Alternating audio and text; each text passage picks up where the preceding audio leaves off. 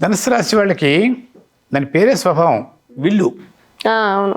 విల్లు అంటే అది కేవలం ఏంటంటే ఒకరికి హింసించేటువంటి తత్వంగా ఉపయోగపడుతుంది అనుకోవడం తప్పు. టార్గెట్ విల్లు రీచ్ అవ్వడం, వీరత్వం అనమాట.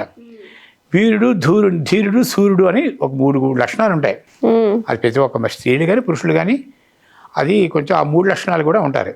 అంటే ఆ మూడు లక్షణాలు ధీరత్వం, ధైర్యం, వీరత్వం, మనం ప్రపంచాన్ని జయించడం, సూర్యుడు విజయాన్ని జయించడం. ఈ ప్రకారంగా విల్లుకు అటువంటి స్వభావం ఉంటుంది.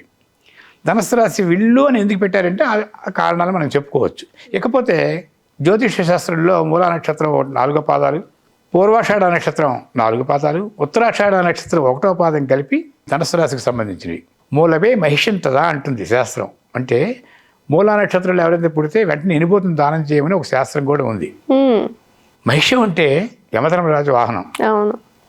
ఎంత బలమైందంటే దానికి ఎవరికి కూడా యమధర్మరాజు దేనికి కూడా ప్రాకృతికమైనటువంటి విరుద్ధమైనటువంటి పనులు చేస్తే దానికి శిక్షించడం తప్పదు.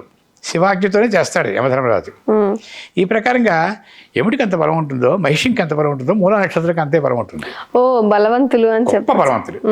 వాళ్ళు పౌష్టికాహారం తినడంలో కూడా వాళ్ళకి ఆహారం కూడా పక్కన ఇద్దరు కలిసి భోజనాలు చేస్తే మూలా నక్షత్రం జాతకం పెడితే పక్కన భోంచీరు వాళ్ళు.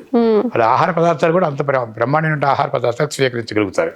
ఆ జీర్ణశక్తి కూడా వాళ్ళకు ఉంటుంది. ఇవి జ్యోతిష్ శాస్త్రంలో మనకు నక్షత్రాన్ని బట్టి వస్తాయి. ఇప్పుడు గోచారంలో అవన్నీ కాదు. ఈ గోచార విషయాలతో చంద్ర ప్రభావం బట్టి మూలా నక్షత్రం ఎలా ఉంటుందన్న మనం సబ్జెక్ట్లో మనం మాట్లాడుకుంటున్నాం కాబట్టి ఇంకా ఆ విషయాలు పక్కన పెట్టి అసలు విషయాలకు వద్దాం. ఇక్కడ మూలా నక్షత్రం 4 పాదాలు, పూర్వాషాఢ నక్షత్రం 4 పాదాలు, ఉత్తరాషాఢ నక్షత్రం 1వ పాదం కలిపి ధనుస్సు రాశికి సంబంధించింది. ధనస్సు, మకరం, కుంభం. ఇందాకే మనం అనుకున్నాం 3, 6, 11లోని పాపగ్రహాలు యోగిస్తాయని. 3వ స్థానంలో శని ఉన్నాడు. కుంభం సక్షేత్రాధిపతి. 3వ స్థానానికి అభివృద్ధి స్థానం అంటారు. దీనికి చిన్న ఉదాహరణ చెప్పాలి. 1 ఆరోగ్యం, 2 సంపద, 3 సహోదరుడు, 4 విద్యామాతృ గృహవాహన సౌకర్యాలు, 5 పుత్రపుత్రికా సంతానం, 6 శత్రువులు రుణం, 7 భార్య, 8 ఆయుష్, 9 భాగ్యం, 10 వృత్తి ఉద్యోగాలు, 11 లాభం, 12 వ్యయం అని 12 అవసరాలు ఉంటాయి ప్రతి ఒక్క మనిషికి. ఈ 12 అవసరాలు నవనాయకుల్లో ఉంటాయి, నవగ్రహాల్లో ఉంటాయి. నవనాయకుల్లో ఉండడమే కాకుండా నవగ్రహాల మీద ఉండడమే కాకుండా వారి నాయకులు అందుకే చంద్రుడి మీద ఎక్కువ ఉంటాయి. చంద్ర ప్రభావాన్ని ఎక్కువ ఉంటాయి. దానికి నవనాయకుల తల ప్రభావం కూడా ఒక చంద్రుడే ఆర్గనైజ్ చేస్తాడు. ఉదాహరణ చెప్పాలంటే హెడ్ చంద్రుడే బలంగా చూసేటువంటి తత్వం, బలహీనపరిచే తత్వం ఒక చంద్రుడిగా ఉంటుంది. కాబట్టి మూలా నక్షత్ర జాతకంలో చంద్రబలం కూడా మనం చూడాలి. అయితే ఈ నక్షత్రాల్లో ఉండేటువంటి ప్రభావం సాధారణంగా 3వ స్థానంలో శని ఉన్నాడు. 4వ స్థానంలో అర్ధాష్టమ రాహు ఉన్నాడు. ఇందాకే చెప్పారు అష్టమ, ద్వాదశాష్టమ జన్మస్థ అంటే అర్ధాష్టమ 4లో కూడా రాహు ఉండకూడదు. శని ఇచ్చినటువంటి ఫలితాలన్నీ కూడా రాహు తినేస్తుంటాడు. సమఫలంలో ఉంది వీళ్ళకి, ఈక్వల్ గా ఉంటుంది.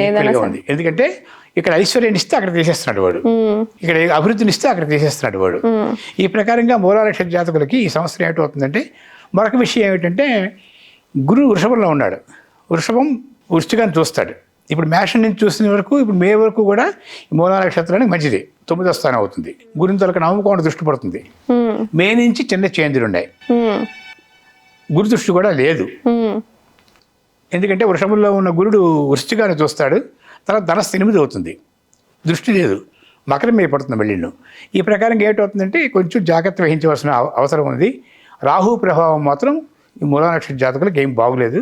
శని గొప్ప బలంగా ఉన్నాడు కాబట్టి వీళ్ళు గురు దృష్టి కూడా లేదు కాబట్టి ఒక ఈక్వల్గా ఉంటుందని చెప్పేసి కష్ట సుఖాలు సమానంగా అనుభవించేటువంటి తత్వం ఉంటుంది వీళ్ళకి. ఇంట్లో కూడా ఈ సంవత్సరం పెద్దవాళ్ళు ఎవరైనా ఉన్నట్టయితే వాళ్ళకి కొన్ని అపాయాలు ఉంటాయి, కొన్ని ఇబ్బందికరమైన వాతావరణంలో వీళ్ళు ఎదుర్కొనేటువంటి స్వభావం, ఈ అవకాశం కూడా వీళ్ళకి దుర్యోగం కూడా ఉంది.